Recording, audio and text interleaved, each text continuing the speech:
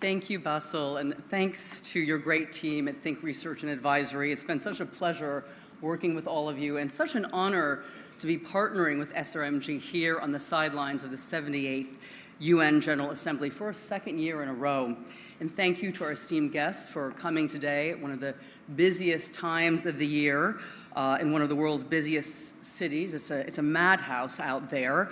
We so deeply appreciate your taking the time to be with us today. As the leading US-based think tank on Middle East affairs, MEI cares deeply about the region and its well-being, and we strive to enrich and increase understanding of the region through our analysis, our convenings, and our international partnerships like this one with SRMG. We very much believe the region can play a constructive role pursuing peace and stability, promoting economic development, and supporting a thoughtful energy transition. And that's why it's so important to be here in New York City on the sidelines of UNGA as world leaders gather to add to the discussion on how to build a more resilient, sustainable future for the Middle East.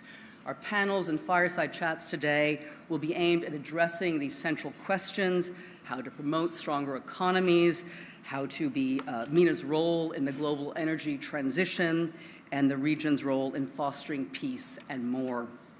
It's going to be a day of very enriching discussions, and we hope you can remain with us for as much of it as possible. We'll have lunch at 12:45 p.m. There'll be coffee breaks and networking opportunities throughout the day. You can find the entire schedule in your program books and the full bios online at menaforum.com.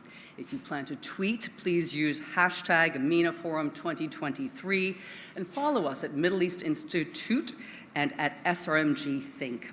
Now, before we start, I just want to thank SRMG CEO Jumana Al-Rashid and Chief Strategy Officer Basil Al-Maalami for their leadership on this conference. They do amazing work and have built a stellar team at Think, all of whom we would like to thank.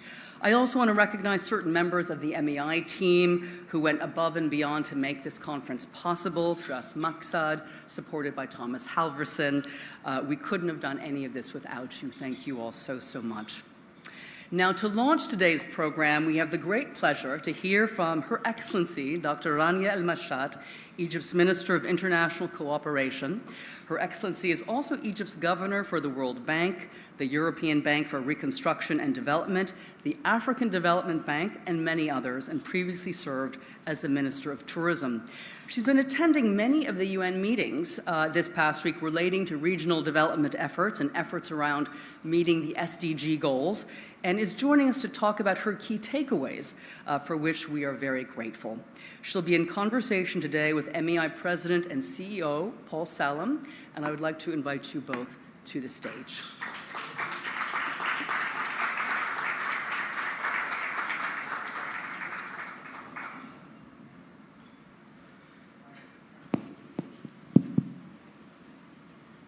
Good morning, everybody, and good morning, Minister Mushat. It's been a very, very busy week for you, I know, with a lot of meetings in New York, but you've been involved in these discussions not just this week, for years and for decades, representing Egypt on many of these international bodies.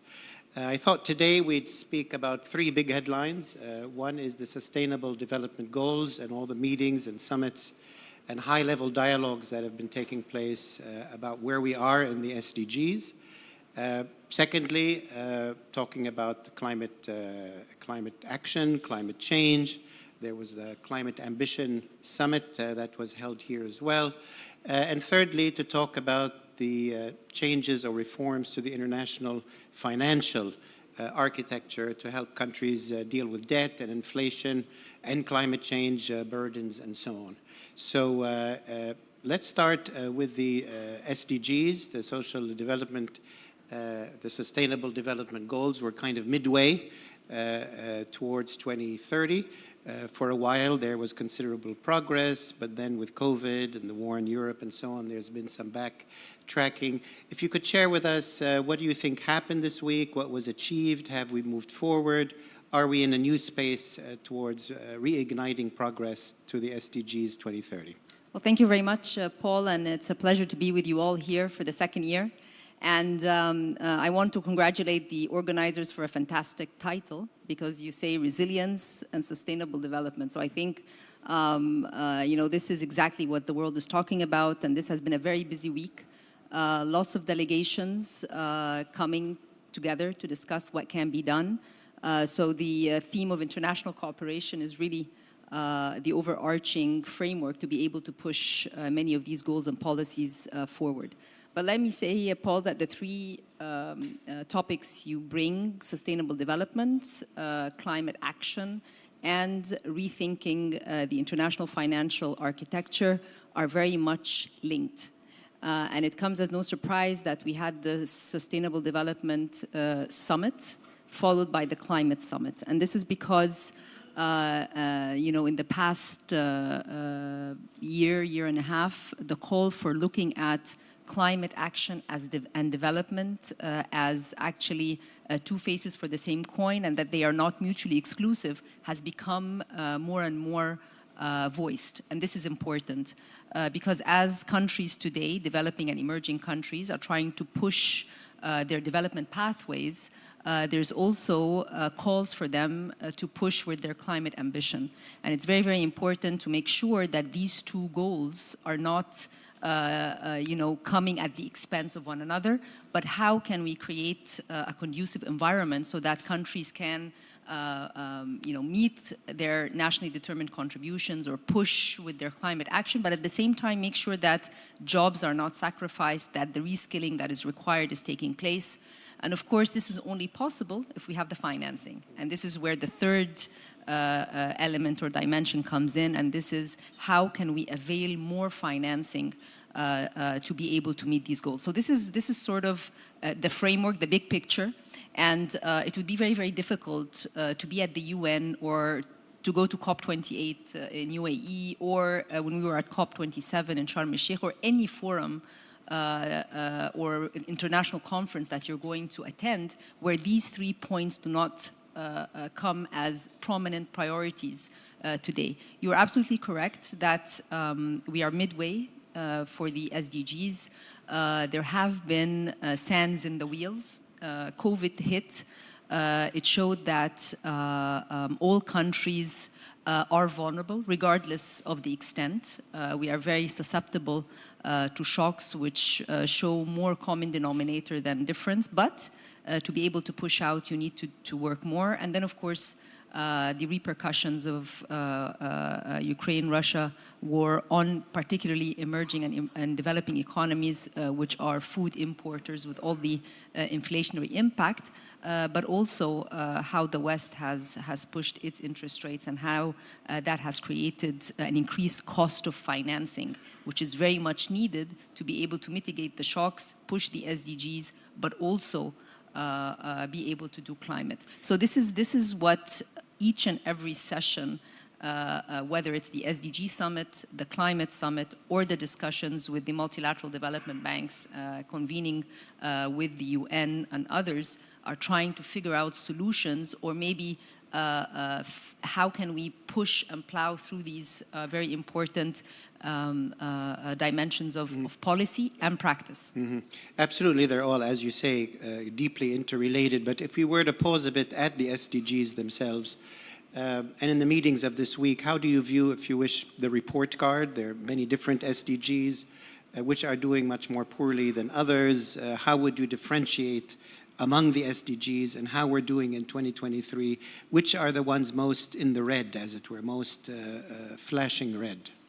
I think that we're very far behind on all of them, and this was quantified in the Secretary General's final press release, where he says that there's a $500 billion gap per year to be able to meet the SDGs across all countries. We know that countries come to the UN to present their voluntary national reporting on the SDGs. So there is variation from one country to the other, but regardless of which SDG you're looking at, there is a shift backwards. And a few things in that press release important for everyone to take a look at: the quantification of the gap, The second point is saying that it's not, and I quote, it's not homework, but there's hope work that needs to be done, and the only way to do that is for more international cooperation, working groups to be able to secure the financing. And something else which is very important is the linkages between the SDGs. There's a very important exercise how each and every dollar is met or is mapped to the SDGs. Different countries do this exercise. We've done it in Egypt, and this is very important because it can identify how much you need in order to push forward. Another call from that press release was for countries to continue providing their official development assistance for SDG financing in developing and emerging economies. And then third point was how can the reforms in the MDBs be tailored so that more concessional finance is availed for countries to push the global goals. So these were three important takeaways from the SDG summit. I think what was quite clear from the discussions that they were very open, that the link between the SDGs and climate came in very forcefully. And when we talk about climate, one of the key items is how can we build resilient systems. And there, it's not just about energy transition or adaptation, but how can we ensure that in meeting these goals, the type of financing is a just financing, financing which accounts for the ability of countries to push forward with innovative methods of availing that money. Thank you. This conference is largely trying to find the linkages between Middle East and North Africa and, of course, the global agendas and global leadership issues. So on the SDGs, a two-part question. How do you see the SDG report cards, as it were, broadly in the Middle East and North Africa countries? Obviously, there's a huge variation. How would you briefly describe that SDG map? And secondly, where do you see leadership from Middle East or North African countries in SDG issues? It's quite obvious in climate change. You know, COP27 was in Egypt, COP28 in the UAE. So where do you see MENA's role in addressing those, either as governments or private sector or initiatives of some kind? You know, one of the key aspects to be able to push ahead with the SDG agenda is national strategies. And most countries have their 2030 strategy, they have their climate strategy, but if we're looking at the SDGs, the national goals should be very much in line with the global goals. So, and another realization is that the government's financing is never enough on its own. So this needs to be also pushed with more private investment. And for private investment to come in, you need to create the conducive environment for that type of investment.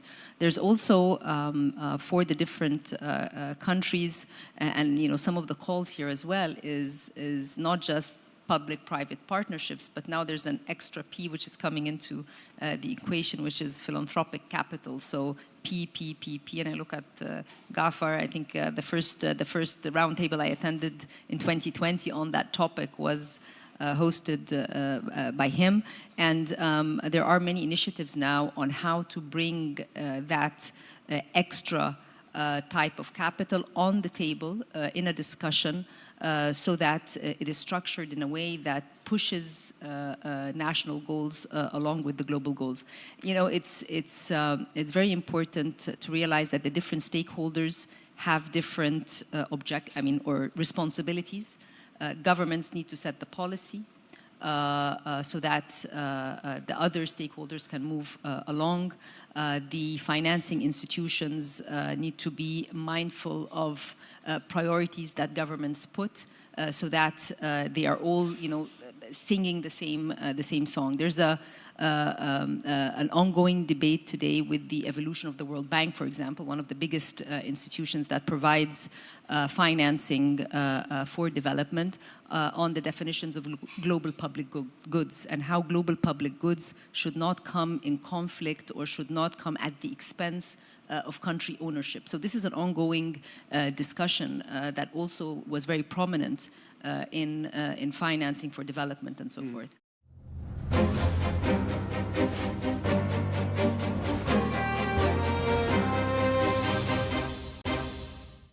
Let's move on to the climate action, climate change issue. We're between COP27, which happened in Egypt. There was another climate ambition summit here in the UN, and we're a couple of months away from COP28 in the UAE. What are the landmark sort of shifts and changes that you're seeing? Do you see any particular sort of new commitments or change that's happened in New York this week? What are your expectations moving over to COP28? I think one of the key aspects was more focus on adaptation, more focus on making sure that we are creating resilient systems to avoid moving into situations where there's already loss and damage. And I say loss and damage because out of COP27, there was an initiative to create the Loss and Damage Fund in order to also create new commitments to protect countries or help countries that have already lost land which cannot be replaced. So I think one of the most prominent, if you go from Glasgow to Sharm and also from the preparations for COP28, adaptation, food systems is coming in very prominently, and it's very, very important because also the implications of inflation and food prices have shown that unless you are able to really create this additional supply, we will always be in a catch-up mode, and the inflation implications would be quite high. So this is one very important aspect that we felt at COP27, and the message is being pushed forward. The other point is the concept of the just finance, or how can we actually make sure that these huge financing gaps, we can sit down and argue on numbers, but they're all very big numbers, and they're all very big numbers that are needed in many, many places. And as we move forward with the successive shocks that we are facing day after the other, these gaps grow. So where is this capital going to come from? How can we create incentives for private capital to make its way into the countries? For example, a very prominent discussion this week is on the types of risks that countries are facing today. How can we mitigate credit risk? How can we help countries with their foreign exchange risk? How can we take a look at the reforms in the multilateral development banks so that they are not crowding out the private sector? Very lively discussions, important points, and those who need to make decisions are all here at the same place. So there was a very frank, open discussion. Sometimes people say, why all of these people are here? What's the benefit of all of this? But the discussion that is happening today with the reform of the international financial architecture, if it was happening in 2019, I think we would have been at a better place today in terms of financing, in terms of the issues, in terms of seeing the linkages between the SDG agenda, the climate agenda, and also trying to figure out very practical ways to create blended finance instruments and other types of... You mentioned in the conversation about the SDGs, the national action plans on SDGs that, of course, every country has. When you look at the MENA region, in terms of national action plans, for those countries most vulnerable to climate change, and it's almost impossible to name any country in MENA which is not vulnerable, and given your experience in Egypt and other countries, how are some of these countries, if they don't have massive economic resources, how are the governments responding? How is local communities, possibly private sector, philanthropy? What do you see locally, as it were, getting geared up for resilience and climate change? Well, I want to answer that in two ways. Also, part of the SDG agenda that was discussed here had to do with localizing SDGs. So not just at the government level, but at the community level. And there were several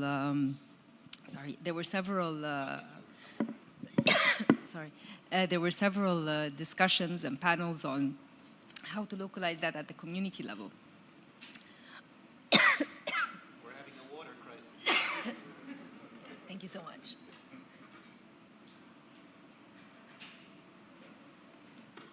It just shows how much we've been talking all week, but but I go back and say that one of the key excuses, if you will, for the many pledges that were done on the climate agenda is that there's so much supply.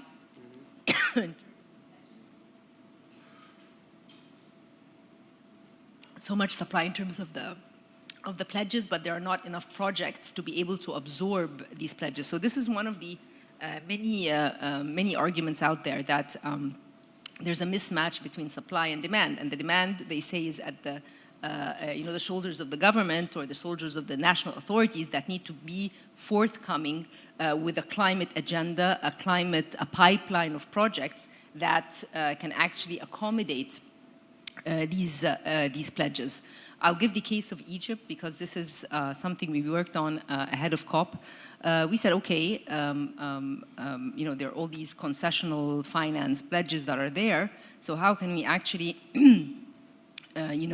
create a pipeline of projects, very important projects on mitigation, but also adaptation. So we created a country platform called the Nexus of Water, Food and Energy, NWFE. It's pronounced in Arabic Nuwafi, and Nuwafi is fulfilling pledges. So it's let's Nuwafi together in the sense that, okay, these are the projects, these are how they link to the nationally determined contributions, and this is the bill for each of these projects. How can we bring in concessional finance to crowd in private investment? And in this platform, we also have a debt swap to be able to show an example for other countries on how commitment from the government in terms of doing its climate action and how the clarity with respect to projects and how our credibility with the international community can actually yield to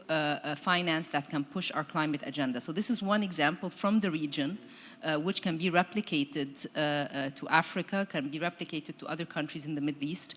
And what is very significant is that it's not just mitigation projects, but also adaptation, which is so important for food systems and for water, given the scarcity of water in the system. So there's so much that the authorities need to do in terms of identifying the links between projects and nationally determined contributions, link these projects with the SDGs. So it's a climate project, but it has SDGs and development at its heart. It's diverse in the geography, so you have the different communities. In our case, it's along the Nile, it's in Upper Egypt, it's also on the Mediterranean. So this is extremely important for each and every country today to be clear about what it wants to achieve with respect to the concessional finance that is out there. And we leveraged on our relationship with different multilateral development banks, EBRD, World Bank, African Development Bank, GFANZ, which is the Global Financial Alliance for Net Zero, as I mentioned, a debt swap with Germany to push on our climate action. So all of these are very important practical examples that can be replicated in the region or in Africa. So again, it's how you move from policy to practice and leveraging on the different tools, financing tools that are available in the international community. Thank you. A general question. I mean, the world is going through two major revolutions. Obviously, one is the climate revolution, change, and a massive technological revolution. My question is, did the massive uncertain leaps in technology and then artificial intelligence and new potential capacities, was that part of any of these discussions? Because that either could be a problem, could be a solution in many cases. How did that factor in to talking about SDGs, about climate, potentially about finance? Well, there's of course a realization that the technologies that exist, particularly related to agriculture or soil resilience and all of that. These are technologies that can actually save cost and therefore save the scarce financing that exists. But for these technologies to make their way to a region such as the Middle East, there needs to be what we call patient capital at the beginning. So this is where maybe philanthropy can come in at the beginning to actually encourage such investments in the countries that need it. So technology, was definitely discussed extensively, also discussed in terms of creating more jobs. So on the SDG related to no poverty, or related to creating jobs, particularly for the youth, that was mentioned. But again, the financing element comes in very, very forcefully in all the discussions related to technology and IT. Well, let's get to that third big pillar, which underpins all the others, which is the international financial architecture. I know there was a high-level dialogue on financing for development here in New York.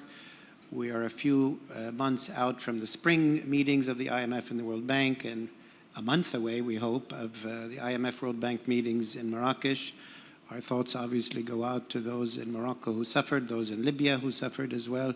But in this, not exactly midpoint, but on this conversation leading up to hopefully the Marrakesh meetings, what development and change do you see in the international financial architecture? What was achieved perhaps this week in New York? The conversation has been happening since Glasgow and has been developing along the way.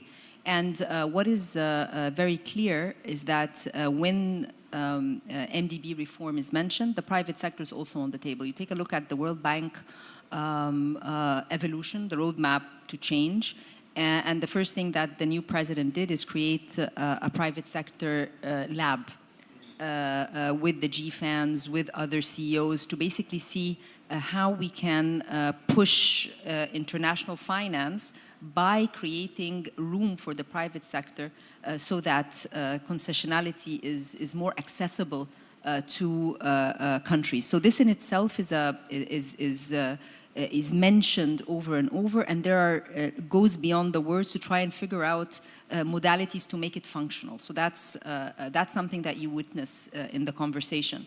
The second point is a realization also that there are certain risks that are affecting countries. How can there be collective action to try and mitigate these risks? And here comes two of the important risks I mentioned: credit risk for countries and also foreign exchange risk. And if there is any room to create debt swaps for climate action, is there any room to create debt swaps for development, for nature, for biodiversity? So again, trying to alleviate the burden on countries by figuring out ways that maybe were not put on the table before. We take a look at, for example, at the IMF, countries using their SDRs, special drawing rights, more to create more space also for climate action through, for example, the Resilience and Sustainability Trust. So there are so many developments since November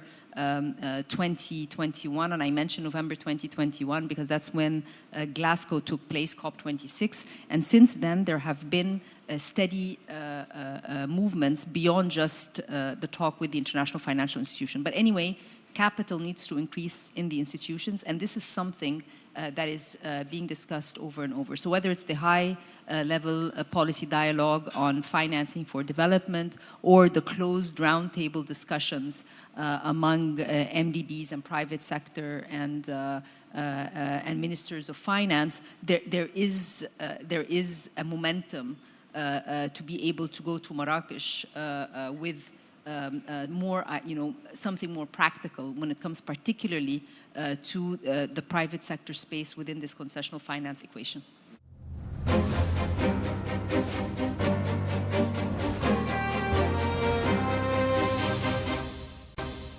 I'm going to ask you a couple more questions, but then turn to the audience. So if you have some questions about these general issues, line them up in your head.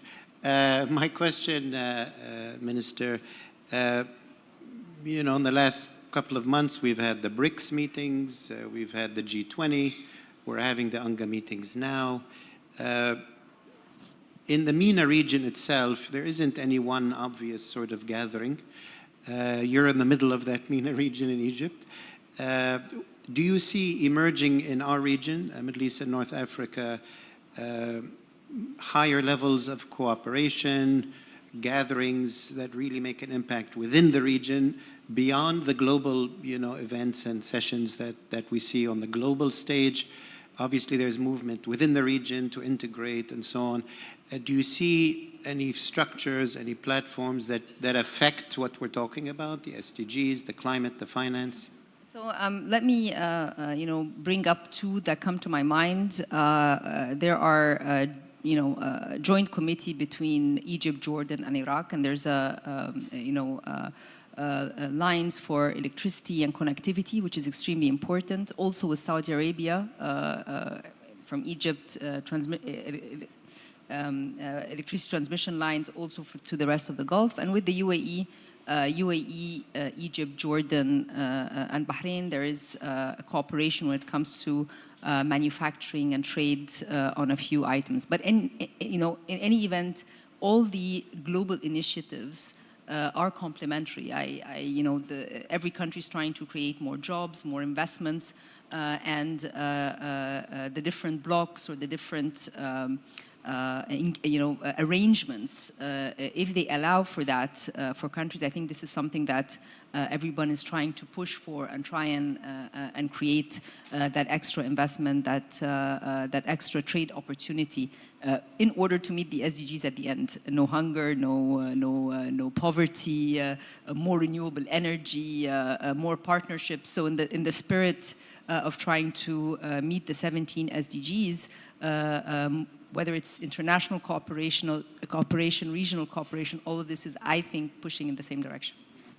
Thank you. Well, let me turn to the audience. Raise your hand if you have a question. Third row. Why don't you stand up, Hazar, so that microphone can find you. Please introduce yourself and ask your question. Thank you, Paul. Your Excellency, you emphasized several... Manish, introduce yourself. I know. Sorry. Hazar Karakalla from Think Research and Advisory. You've emphasized several times the importance, especially at this juncture, of access to concessional financing. And it looks from the meetings that you have held this week that there is this kind of momentum to discuss solution. In few weeks, the IMF and World Bank meeting will be taking place in Marrakesh. What you would like to see in the final communiqué of the Development Committee to translate this momentum into action? How to move from this momentum? What would you consider a success in terms of the language of the communiqué, as well as the initiatives that will be agreed upon in Marrakesh? Thank you. But let's take a few. Yes, stand up, please, so the mic can find you. It found you. Okay. Your Excellency, thank you for a fantastic, comprehensive view about your activities on a larger scale and also on the Egyptian level. I know your country very well, did a project there in the gas sector years ago. And I just wanted... please introduce yourself. I'm sorry, I'm Katiyu Nektadar. I'm the founder of GSS Think, actually, Global Sustainable Solutions. We are very active in public-private partnerships, infrastructure projects, and funding on sustainable development for a long time, for more than a decade. One of the issues I just wanted to bring up and ask, all these committees and discussions and groups, one of the issues that's missing, which UAE quite addressed it correctly from beginning, was creating these economical zones with their own international standards of regulation and laws. And that's what gave comfort level for international community and come to invest and to be involved, versus, and this is kind of what Saudi is doing, versus other Gulf countries which haven't done that, right? And in my humble opinion, which I was involved in UAE with those economic free zones, I believe that might be something interesting to be considered to really give the legs of the vision and mission of the MENA and mainly Egypt, being a substantial country, to be able to attract, because one of the missing links is the actual comfort level on a, like if I go there, for example, private sector, what's going to happen if something goes wrong, right? And there's a lot of gossip and stories, but I believe that might be something that will expedite your activities, perhaps. Thank you. Gentleman in the third row, please stand up. Yeah. Stretch a bit, okay. Adel Hamazi, running on very little sleep. Thanks for very interesting insights and perspectives, many of which were music to my own ears. I'd be grateful if you could just maybe delve a little bit more into the risk angle and maybe a little bit more on viability gap funding. Many of the entities that make up your illustrious title, we see market failures in them in terms of where they can engage, how they can engage, why they can engage. And if you could maybe just bring in a mini elephant in the room, the role of sovereign wealth funds in its blended finance approach and the politics of that vis-a-vis Egypt and beyond. Thank you. Thank you. You want to tackle some of those? Yeah, sure. On the development committee coming up, I think there's going to be an updated paper presented to the governors where a definition of global public good and a renewed vision of the World Bank is going to be presented. The evolution roadmap has 3 key items. First, an agreement on the mission, which sort of happened in spring but might be revisited. Second is on the operational model of the bank, and this is very, very important, and it goes back to this point of country ownership versus the public goods, and how do we move forward with making sure that the climate agenda is in line with the development agenda. And then the third point is, trying to explore different types of capital. So the bank did an exercise on hybrid capital to try and see if they go to the market with a certain amount, how that would affect the cost of borrowing. So I think fleshing these out in the next development committee, and there's going to be something presented, and this is not the end of the evolution, there's going to be still more to be done. So I think what I would like to see, and this is what we're all working on with our what our executive directors are working on, is to basically see how we can achieve, what is it that we will achieve on these 3 points by Marrakesh. In terms of the free zones, of course, there's also the, and I'll just talk about the Suez Canal Economic Zone. And there are a few important projects that are taking place. I'll just mention one of them since we've been talking about climate, and that has to do with the Norwegian firm Scatec.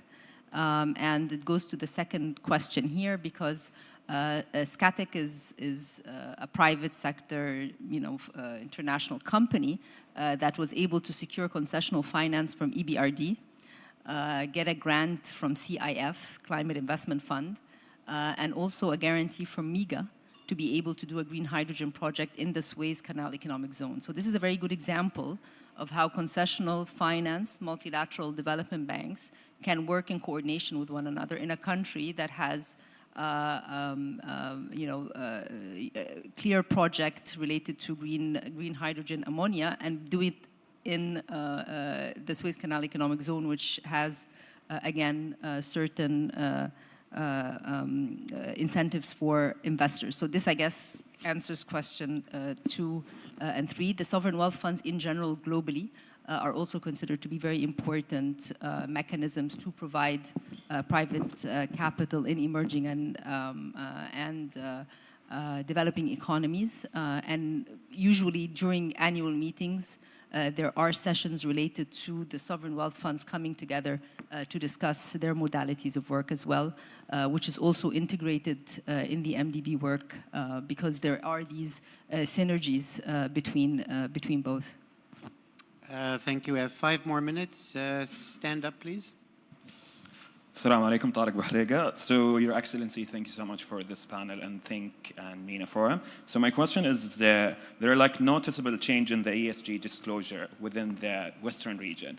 What's your perspective on how the MENA region is approaching ESG and like disclosure and sustainability reporting with the major shift, especially with sovereign wealth fund, investors, and financial sector? Thank you. I think the region is uneven, if you will. So there are certain parts of the region where ESG with their corporates is implemented more clearly, forcefully, part of the DNA of the institutions. Other areas are in catch-up mode, so there is disparity. But what I can say is that the familiarity compared to several years ago is much more. The ability of companies to finance, whether it's concessional or market, and their reporting to their central banks or their financial authorities has to engage or have these metric outlined. However, more needs to be done at different levels in different countries. So we're not at the ultimate yet, and of course all these shocks that we have been talking about have also, I don't want to say created reprioritization, but have, with the cost of financing being so high, have also maybe not pushed it back, but made it a little bit slower than the reform pace that we've seen before, I don't know, 2021, for instance. Thank you. Any final question? Yes, Mimi.